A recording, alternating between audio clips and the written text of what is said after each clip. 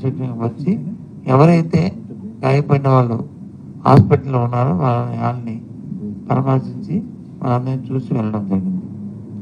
ఆ రోజు party demands ఒక డిమాండ్ కూడా చెప్పాం. ఏమని అలా చెప్పింది మాది, ఏదైతే ఎల్జీ ఫార్మర్స్తో జరిగిన నష్టం ఏదైతే ఉందో, ఏదైతే ఆ రోజు క్షతగాత్రులకు కానీ గాయపడిన వాళ్ళకి కానీ ఏదైతే మేము ఇచ్చిన కాంపన్సేషన్ ఏదైతే ఉందో అంతకంటే ఎక్కువగా ఇవ్వాలని డిమాండ్ చేస్తాము. దాంతోపాటు మా పార్టీ తరఫున ఆర్థికంగా వాళ్ళని ఆదుకుంటామని చెప్పింది.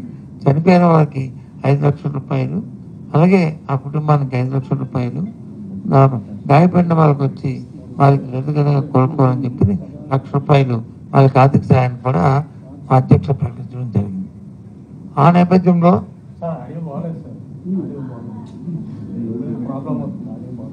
ఏమా ఇప్పుడు ఇప్పుడు ఓకే చూడు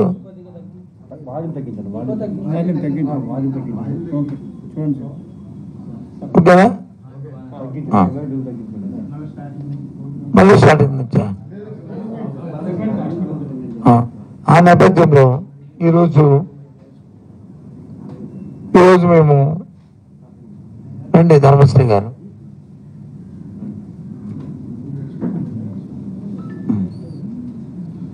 ఈరోజు పార్టీ పెద్దలందరూ కలిసి వెళ్ళి ఎలమంచిలి పాయకరావుపేట ఆ ప్రాంతాల్లో ఎవరైతే చనిపోయిన వ్యక్తి కుటుంబాలు ఉన్నారు, వ్యక్తుల తన కుటుంబాలు ఉన్నారు, వాళ్ళందరికీ కూడా ఈ రోజు నుంచి ఆ చెక్కులు ఇవ్వడం ప్రారంభించాం. ఇవాళ రేపటి లోపల ఏదైతే పార్టీ ప్రకటించిందో జగన్మోహన్ రెడ్డి గారు ఆర్థిక సాయం చేస్తామని చెప్పారో వాటన్నిటినీ కూడా 17 మందికి 4 జిల్లాల్లో ఉన్న ఎవరైతే చనిపోయిన వ్యక్తులు తన కుటుంబ తాలూకా లెగలేసి ఉన్నారో వాళ్ళకి ఆ చెక్కులు అందజేయడం జరుగుతుంది. అలాగే ప్రత్యక్షంగా ఎవరైతే గాయపడిన వాళ్ళు ఉన్నారో వాళ్ళకి తీసుకెళ్ళి హాస్పిటల్లో ఇంట్లోనూ వాళ్ళకి రేపు సాయంత్రం లోపల ఈ చెక్కులన్నీ కూడా ఇస్తున్న విషయాన్ని కూడా మీ ద్వారా తెలియజేస్తున్నాం ఈరోజు. ఇక రెండో విషయానికి వస్తే అధికంగా వర్షాలు ఎక్కువ పడుతున్నాయి మన ప్రాంతంలో. వాతావరణ శాఖ తాలూకా సమాచారం చూస్తే రేపటి వరకు కూడా ఇంకా ఉంటాయని చెప్పని ఉన్న విషయం మనకు తెలుసు. ఉన్న విషయం సమాచారాన్ని అందరికీ కూడా వస్తున్నాయి. ఇప్పటికే మన పార్టీ నిర్ణయం చేసింది, అధిక వర్షాలు ఏ ప్రాంతాలు అయితే ఉన్నాయో ఆ ప్రాంతాల్లోనూ మా కార్యకర్తలు ప్రజలందరూ అప్రమత్తమై మా సహాయక చర్యల్లో పాల్గొనాలని చెప్పని కార్యకర్తలందరికీ కూడా మా అధ్యక్షుడు జగన్మోహన్ రెడ్డి గారు ఇప్పటికే ప్రకటించారు. అందరం కూడా దాంట్లో నిమ్మకం ఉన్నాం. కాకపోతే ఈ ప్రభుత్వం వచ్చిన తర్వాత జూన్ 12వ తారీఖు నాడు ప్రమాణ స్వీకారం చేశారు. జూన్ 12న అప్పటి నుంచి ఇప్పటి వరకు సుమారు విద్యార్థుల పట్ల కానీ చూస్తే పేషెంట్లు చూస్తుంటే మన సుమారు 9-10 పేషెంట్లు విద్యార్థులు పెట్టే మధ్యాహ్న భోజనం పథకంలో వాళ్ళకి కౌశలాహారం పెట్టడం, వాళ్ళు వచ్చి అస్వస్థలు అవ్వడం, వారు హాస్పిటల్కి వెళ్ళడం, 3-4 విద్యార్థులు అయితే చనిపోయిన పరిస్థితిని కూడా మరి మనం అందరం కూడా చూసాం. నిన్నటి రోజున కూడా దుబ్రగుంటలో బాంగడికి బాలిక కళాశాలలో అయితే అక్కడ కూడా దయాదే కూడా వాళ్ళు ఎఫెక్ట్ అయిపోయారు. సుమారు 60 మంది విద్యార్థులు. వాటికి 9 వరుసగా మనం చూస్తే డేట్లతో సహా చూస్తే ప్రభుత్వం వచ్చి 12వ తారీఖు నాడు అధికారంలోకి వచ్చింది.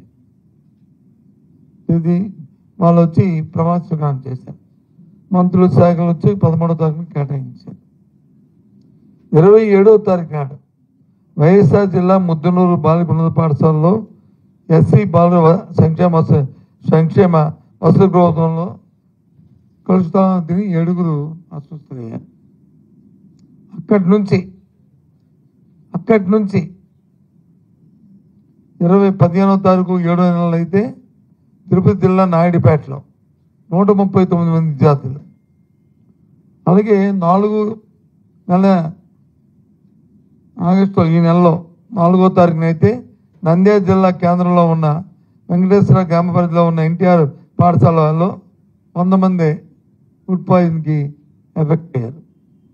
అదే 19వ తారీఖు ఈ నెల 19వ తారీఖు చూస్తే అనకాపల్లి కోటగొట్లో ఉన్న పాసా ట్రస్ట్లో మనందరం కూడా చూసాం. మన జిల్లాలో జరిగింది ఇది. ఇంకా కలుషాలను తిని 38 మంది, అది ప్రైవేటు సంస్థ ఆర్గనైజ్ చేస్తుందంటే 38 మంది. అదే 21వ తారీఖు తేదీ నాడు అందులో 3 చనిపోయారు కూడా 38లో. అలాగే 21వ తారీఖు నాడు అపోలో కాలేజీలో 300 మంది విద్యార్థులకు వచ్చి వాంతులు విరోచనాలు ఉన్న విషయం తిని. అలాగే 25/8 బాపట్ల మండలంలో సూర్యలంక ఎయిర్ ఫోర్స్ కేంద్ర విశ్వవిద్యాలయంలో అక్కడ వచ్చి 25 మందికి విద్యార్థులు వచ్చి అస్వస్థతకు గురయ్యారు అక్కడ. అలాగే 27/8 శ్రీకాకుళం జిల్లా తామరాపల్లి మహిళా రెసిడెన్సీ కాలేజీలో ఎలుకలు కరిచి 5 వచ్చి అస్వస్థులయ్యారు, అది గాయాలయ్యాయి.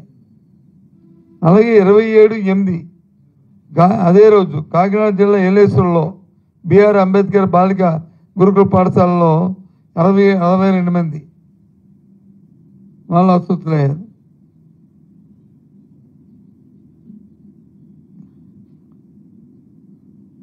మొన్న మనం చూసాం ఏలూరులో 28వ తారీఖు నాడు IIITలో రోజువారీ IIITలో 300 మందితో పాటు సుమారు 3 రోజుల్లో 800 మందికి ఎఫెక్ట్ అయిపోయింది కలుషిత తిని ఫుడ్ పాయిజన్ అయ్యి. అంటే సుమారు ఈ ప్రభుత్వం వచ్చిన తర్వాత ఈ 2 నెలల కాలంలో 2000 మంది విద్యార్థులకు వచ్చి ఈ ఫుడ్ పాయిజన్ వల్ల వచ్చి ఎఫెక్ట్ అయిన నేపథ్యం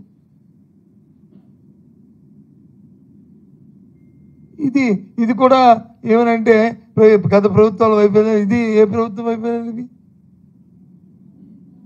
ఫుడ్ పాయిజన్కి అంటే మానిటరింగ్ సరైన పర్యవేక్షణ లేకపోవడం వల్ల వాళ్ళకి ఎవరైతే ఈ అక్కడున్న స్థానికంగా ఉన్న అధికార యంత్రాంగం కానీ లేకపోతే ఈ ఫుడ్ ఎవరైతే క్యాటరింగ్ చేస్తున్న వాళ్ళు కానీ నూజివీడ్ లాంటి సంస్థకైతే లేదు బయట వాళ్ళకైతే వాళ్ళ మీద సరైన పర్యవేక్షణ లేకపోవడం, భయం భక్తి లేకపోవడం వల్ల జరిగిన పరివాసానం. ఒక్క ఇన్సిడెంట్ లేదా సరైన తీసుకుంటే మిగతా రాష్ట్రం అంతా కూడా అప్రమత్తం అయ్యేవారు, భయపడేవారు. ఎంతసేపు స్టేట్మెంట్కి లేకపోతే పరనందుకి సమయాన్ని కేటాయిస్తూ ఆలోచన చేయకుండా ఇవాళ చేశారు. నిన్నటి రోజున దుబ్బరకొండ మండలంలో బాగుండ బాలికల ఆశ్రమ పాఠశాలలో ఫుడ్ పాయిజన్తో అస్వస్థతకు గురై విద్యార్థుల పరిస్థితి నిలకడగా ఉందని డిఎంఓ వచ్చి చెప్పారు. నిలకడగా ఉంది. కానీ ఆశ్రమ పాఠశాల ప్రస్తుతం 60 మంది డయేరియా లక్షణాలు ఉండడంతో వారందరినీ 60 మందిని హాస్పిటల్కి చేర్చారు. ఏంటి ఏం చేస్తుంది ప్రభుత్వం? ఏం చేస్తుంది? విద్యాశాఖ ఏం చేస్తుంది? లేకపోతే ఆ జిల్లా యంత్రాంగం, జిల్లా కలెక్టర్లు, జిల్లా యంత్రాంగం ఏం చేస్తున్నారు? ఏంటి ఆలోచన చేస్తున్నారు చెప్పండి. దయచేసి దృష్టి పెట్టండి. పిల్లల తాలూకా జీవితాలతో మనము మాట్లాడుకోవడంగా అసలు చేయొద్దు. ఒక బాధ్యతతో ఆలోచన చేసి చేయండి. అకౌంటబిలిటీ చేయండి. ఎవరు తప్పు చేస్తే వాళ్ళ మీద అకౌంటబిలిటీ చేయండి. ఎవరి మీద చర్యలు లేకపోతే ఏ విధంగా ఉంటాయి? ఈ ఇన్సిడెంట్ జరిగిన వెంటనే ఒక రివ్యూ జరిగి దానికి ఎవరికొకరికి బాధ్యత తప్పు చెప్పి వాళ్ళని పర్యవేక్షణ చేయమని తిరిగి దాని మీద రిపోర్ట్ తెప్పించుకొని మళ్ళీ ఇంకో దగ్గర జరగకంట రాష్ట్రమంతా కూడా దాన్ని అప్రమత్తం అయి చూసుకోవాల్సిన బాధ్యత ఉంది కదా. ఏ ఆలోచన లేదు. దయచేసి ఇంకో ఇన్సిడెంట్ జరగకంట, ఇలాంటి మళ్ళీ మళ్ళీ పునరావృతం అవ్వకంట. ఎప్పటికైనా ఈ 10 ఇన్సిడెంట్లు అయిపోయి 2 నెలల్లో, ఇక 11వ రాష్ట్రంలో జరగకంట చర్య తీసుకోవాలని ప్రభుత్వాన్ని డిమాండ్ చేస్తాను. దయచేసి ఇది కాకుండా మొన్న రోజు మనం చూసాం గుడ్లవల్లూరులో ఇంజనీరింగ్ కాలేజీలో, ప్రైవేట్ ఇంజనీరింగ్ కాలేజ్ హాస్టల్లోనూ సీసీ కెమెరాలు ఫిక్స్ చేశారంటే ఆడపిల్లల హాస్టల్లో బాత్రూంలో. ఇప్పుడు 3 రోజులు అయింది, ఏమైనా ఎవరి మీద చర్య తీసుకున్నారా? బాధ్యతల నాయకులు ప్రభుత్వం వచ్చి దాని పని అవుతే వాస్తవమైతే వాస్తవం, కాదంటే కాదు. పిల్లలు చెప్తున్నారు 300 మంది ఆ వీడియోలు వచ్చి బయటకు వచ్చాయండి, మా తాలూకా జీవితాలు నాశనం అవుతాయండి అని చెప్పి ఆ పిల్లలు వాళ్ళకి ఏమవ్వాలి? ముక్కుపచ్చలని పిల్లలు, ఆ కుటుంబాలు ఎంత క్షోభ అనుభవిస్తుంది, ఆ పిల్లలు ఎంతవరకు అనుభవిస్తారు? ఏమైనా ఆలోచన చేశారా? ఎంతసేపు ముఖ్యమంత్రి మరి ఆదేశించారు, మేము వచ్చి దాని మీద వచ్చి ఇది చేస్తున్నాము, ఎంక్వైరీ చేస్తున్నాము. ఎన్ని రోజులు ఎంక్వైరీ చేస్తారు? బాత్రూంలో కెమెరా ఉన్నాయా లేవని చెప్పడానికి ఎంక్వైరీకి ఏంటి? బాధితుల అధికారులు 2-3 వెళ్ళి ఇది ఎంతో ఈ చెన్నై, దీనివల్ల ఆయన హెల్త్ ఏమవుద్ది, ఇంకా మిగతా వాళ్ళందరూ కూడా దాని మీద స్టడీ అవుతారు. దీంట్లో నెగ్లిజెన్స్ ఏమైనా చూపెడితే అది అలవాటు కింద మారిపోతుంది.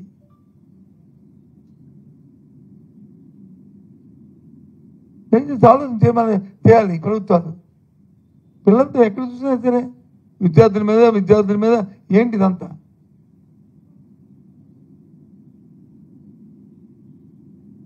ఇక ఎందుకు చెప్తానంటే, నేను 2.5 సంవత్సరాలు 3 సంవత్సరాలు విద్యామంత్రిగా చేశాను. ఏదో గొప్పగా చెప్పుకోవడానికి మీ ముందుకు రాలే. ఇన్సిడెంట్లు అనేవి ఎక్కడో ఇప్పుడు 1-6 జరిగిన నేపథ్యాలు వస్తుంటాయి. వచ్చిన వెంటనే సంబంధిత మంత్రో లేకపోతే సంబంధిత అధికారో సంబంధిత జిల్లా అధికారో లేకపోతే రాష్ట్ర అధికారో దాని మీద స్పందించి దాని మీద సీరియస్గా దాని మీద ఆలోచన చేసి దాన్ని కట్టుదిట్టం చేసి మళ్ళీ ఇలాంటివి జరగకుండా ఉండడానికి ఏ నిర్ణయాలు తీసుకు ఒక SOP రిలీజ్ చేసి దానికి మళ్ళీ పర్యవేక్షణ పెట్టి చేస్తే ఇవేం రావే. ఇది ఎక్కడ జరుగుతున్నాయో చెప్పండి. ఇప్పుడు ఎక్కడైనా సరే ఈ 10 ఇన్సిడెంట్ జరిగే మిడ్ డే మీల్స్ మీద ఒక వీడియో కాన్ఫరెన్స్ తీసుకొని రాష్ట్రం అంతా ఇది జరగడానికి వీల్లేదని అందరికీ ఇచ్చి ఒక్కొక్కరిని దాని పర్యవేక్షణ పెడితే ఎందుకు జరుగుతాయి? మరి గత ప్రభుత్వ అలసత్వాలను తోసేయడానికి అవ్వదు. ఎందుకంటే గత ప్రభుత్వాల్లో మరి ఇన్ని ఇన్సిడెంట్ జరిగే వరుస పెట్టి ఇన్ని ఇన్సిడెంట్లు ఎప్పుడు జరిగేది చెప్పనండి. ఒకే నెలలోనూ 2 నెలల్లో 3 నెలలు జరిగింది చెప్పండి. ఆ నేపథ్యాలు ప్రభుత్వాలు కాదు, ఇక్కడ అక్కడున్న అలసత్వాలను వచ్చి మనం అశ్రద్ధ చేస్తే వచ్చే ప్రమాదాలు ఇవి. దాని దగ్గర రాజకీయాలు చూపించడానికి అవకాశం లేదు. ఆలోచించండి. ఎందుకు చెప్తున్నాను రాజకీయాలు అంటే, నేను 2-3 రోజులు ఇక్కడ వచ్చి విద్యాశాఖ మంత్రి మన జిల్లాలో పర్యటించారు. చాలా సంతోషం. ఏ కారణం మీద వచ్చినా పర్యటించారు, కారణాలు పక్కన పెడితే. నిన్న భీముడిపట్నంలో కస్తూరిబా పాఠశాలకు వెళ్ళారు, అక్కడ చూశారు. ఇదిగో ఆంధ్రజ్యోతి పేపర్లో వేసిన ఒక మంచి ఫోటో, విద్యార్థులతో ఆయన కూర్చొని సంభాషిస్తున్న ఫోటో. ఎంత అందంగా ఉంది చూడండి. పిల్లలు ఎంత దగ్గర ఉన్నారో చూడండి. ఆ క్లాస్ రూమ్లో వచ్చి డిజిటల్ క్లాస్ రూమ్ చేసాము, ఎంత అన్నింటి ఇంటరాక్టివ్ ప్యానల్స్ పెట్టాము. అందరూ అంతతో ఏ విధంగా ఆయన ఇంటరాక్ట్ అయ్యాడు, ఇంకో స్కూల్లో ఉన్న విద్యార్థులని ఏ విధంగా అయ్యారో మీ పత్రికలు కూడా చూసే కదా. 1 రూమ్ 2 రూమ్లో పెట్టలే కదా. ఈ రాష్ట్రంలో 6వ తరగతి పైన ఉన్న సుమారు 40,000 క్లాస్ రూమ్లో వచ్చి ఇంటరాక్టివ్ ప్యానల్స్ పెట్టాం.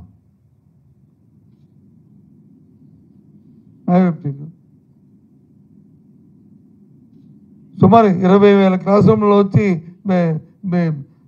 స్మార్ట్ టీవీలు పెట్టాం 3వ తరగతి నుంచి 5వ తరగతి వరకు.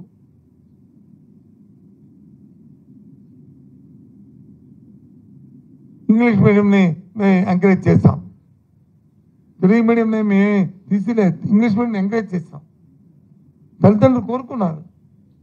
ఇవాళ రాష్ట్రంలో ఉన్న 39 లక్షల మంది పిల్లలు చదివితే ప్రభుత్వ పాఠశాలలో 65-66%, 67% మంది ఇంగ్లీష్ మీడియంలో ఎగ్జామ్స్ రాస్తున్నారు.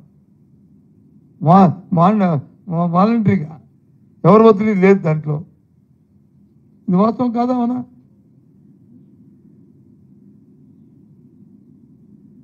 సాక్షాత్తు విద్యామంత్రి గారే ఇగో ఇక్కడ హైలైట్ చేశాను. ఆయన చెప్పిన మాటలు వెరీ గుడ్ అని చెప్పిన మాటలు. వాళ్ళు ఇంటర్నల్ అసెస్మెంట్ వాళ్ళు ఎగ్జామ్స్ రాసుకుంటే ఆ పేపర్లు చూసి ఆయన ఇంప్రెస్ అయ్యి ఆయన ఏ విధంగా వాళ్ళని అప్రిషియేట్ చేశాడనేది. అంటే ఇది ఒక గంటలో అరగంటలో అయిపోయింది కాదు కదా. ఇది గత ప్రభుత్వాలు చేసిన ఘనత.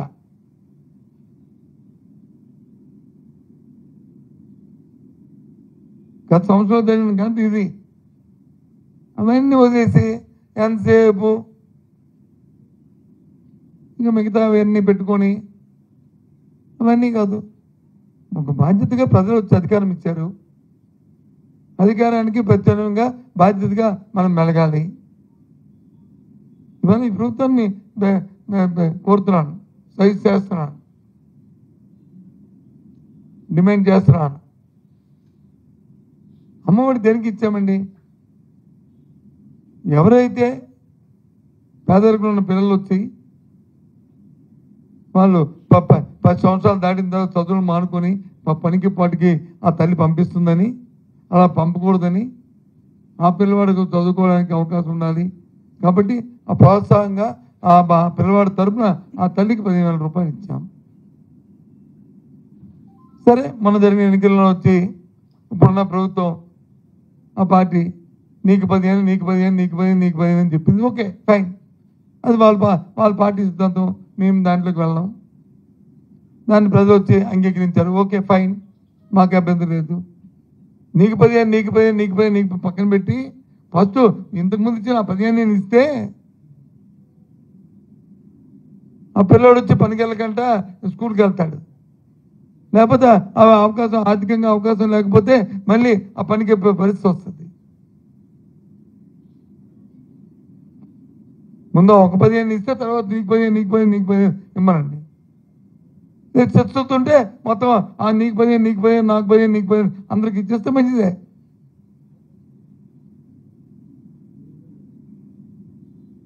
మరి ఈ బొమ్మ చూసాం. నాడు నేడు ఫేజ్ 1, ఫేజ్ 2, ఫేజ్ 3 సుమారు 12,000 కోట్ల రూపాయలతో ఈ కార్యక్రమం చేయాలని మేము నిర్ణయించాం. మొదటి విడతలో 4,000 దగ్గర సుమారు 3,800 కోట్లు ఖర్చు చేసాం. రెండో విడతలో 7,000 కోట్లకి దాన్ని వచ్చి ఎస్టిమేట్ వేసాం. దాన్ని కొనసాగించాం. అందులో మేము ప్రభుత్వం అయిపోతున్నప్పటికీ 3,000 చిల్లర నా దగ్గర 4,000 వరకు దానికి కూడా ఖర్చు చేసాం. ఇంకా 3,000 4,000 ఉంది. ఇంకా 3 ఫేజ్ వచ్చి ఇంకా మళ్ళీ ఇవ్వాలి. దయచేసి అవి పూర్తి చేస్తే ఈ రకంగా రాష్ట్రంలో 40,000 స్కూల్స్ తయారవుతాయి. 40,000 స్కూల్స్ వస్తాయి. పిల్లలు కింద కూర్చొని చదువుకోకుండా, చెట్టు కింద పుట్టు కింద ఉండకుండా,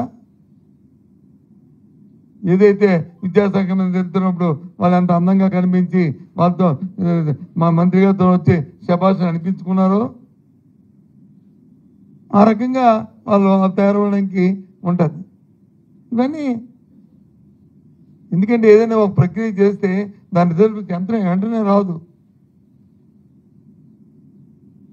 కొన్ని రిఫార్మ్స్ చేస్తే దాని తాలూకా ఫలితాలు వెంటనే రావు. ఓ 4-5 సంవత్సరాల తర్వాత దాని ఫలితాలు వస్తాయి. వస్తాయి.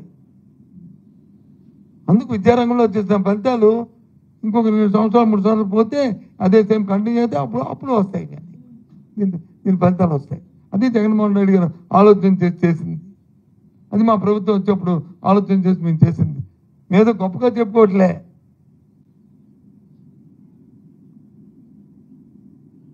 అది వాస్తవం. అది నేను విద్య అనేది వచ్చి ఒక ఏదో వెల్ఫేర్ కాదు.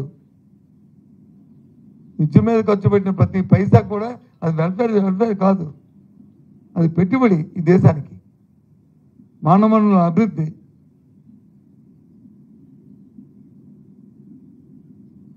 ఆ పోర్ట్ఫోలియో పెట్టిందే హ్యూమన్ రిసోర్స్ కదా గవర్నమెంట్కి. ఆ కార్యక్రమం అది దాన్ని ఆలోచన చేయకుండా ఇవన్నీ చేసి అసలు పర్యవేక్షణ లేకుండా ఇవి చేసి ఈ 10 నిమిషాలు జరిగితే ఎంత సిగ్గండి, ఎంత ఇబ్బంది అండి, ఎంత బాధ అండి. ఓ పిల్లవాడు ప్రాణం పోతే ఆ తల్లి తండ్రి ఎంత ఆ కడుపు చొక్క మనం తడుకోవాలని కడుపుకోతుంది. ఇవన్నీ కూడా పర్యవేక్షణ లేకపోవడం వల్లే, ఇంకేమీ కాదు.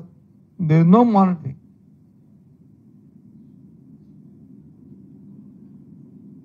ఇది అందుకు మేము ప్రభుత్వాన్ని నేను డిమాండ్ చేస్తుంది ఏంటంటే, నా ప్రభుత్వాన్ని నా సలహా సూచన ఏంటంటే, ఏదైనా ఒక ఇన్సిడెంట్ వచ్చి ఒక బ్యాడ్ ఇన్సిడెంట్ జరిగితే అది ఎందుకు జరిగింది, ఎందుకు జరగడానికి కారణాలు ఏంటి, అది మానవ తప్పిదం అయితే ఇమీడియట్ దాని యాక్షన్ తీసుకుని ఎవరు చేస్తే వాళ్ళ మీద అశ్రద్ధ ఎవరిదైతే వాళ్ళ మీద యాక్షన్ తీసుకోవాలి. అది 10 మందికి తెలియాలి. దాన్ని మళ్ళీ జరగకుండా ఉండడానికి దానికి మళ్ళీ ఒక ఎస్ఓపి తయారు చేసుకోవాలి.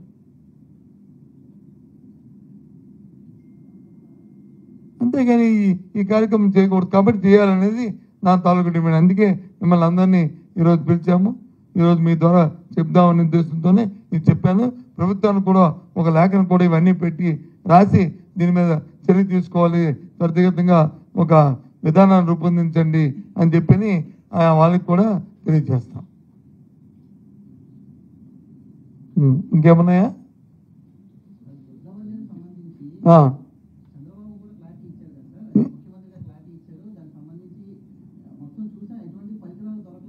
నేను కూడా అదే చెప్తాను కదా బాబు.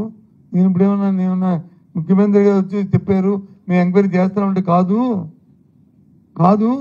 అథారిటీగా చెప్పాలి. వినండి, సిపి కాదు అథారిటీ. మరి వాళ్ళు ఇస్తే మరి ఎందుకు ఈ ధర్నాలు చేస్తున్నారు? ఎందుకు ఇంకా ధర్నాలు చేస్తున్నారు? ఎందుకు కూర్చున్నారు? పిల్లలకి ఏం పని లేక?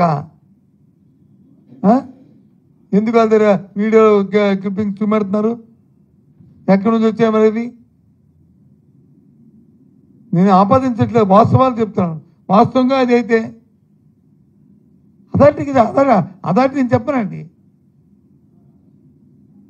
ఆ విద్యాశాఖ మంత్రినో, హోంమంత్రినో, ఆ డీజీనో, లేకపోతే ఆ ప్రిన్సిపల్ సెక్రటరీనో, లేదు ముఖ్యమంత్రి గారినో, ముఖ్యమంత్రి కార్యాలయంలో మరి కూర్చొని వాళ్ళకి పెట్టి ఇది వాస్తవం కాదు, మీరు భయం పడుతున్నారు, మీరు అప్రద భావం అక్కర్లేదు, ఈ ప్రభుత్వం ఉందని చెప్పి ధైర్యం మనకి తప్పే ఉంది. ఇవ్వరు కదా సార్. మళ్ళీ ఇదే పనికి మాలింది. వైసీపీ అయితే ఎవడో వైసీపీ చేస్తాడా, తెలుగుదేశం చేస్తాడా, జనసేన చేస్తాడా, లేకపోతే ఇంకో పార్టీ చేస్తాడా? ఇది కాదు కదా. ఎవడు వెధవైతే ఆ వెధవని శిక్ష చెప్తున్నావు. ఎవడు వెనకేసుకొని రాలే. నేను ఎప్పుడైనా ఎవడైనా ఈ పార్టీ వాడిని చెప్పాను మీకు? నేను ఇంతసేపు నేను మాట్లాడిన మాటల్లో చెప్పండి.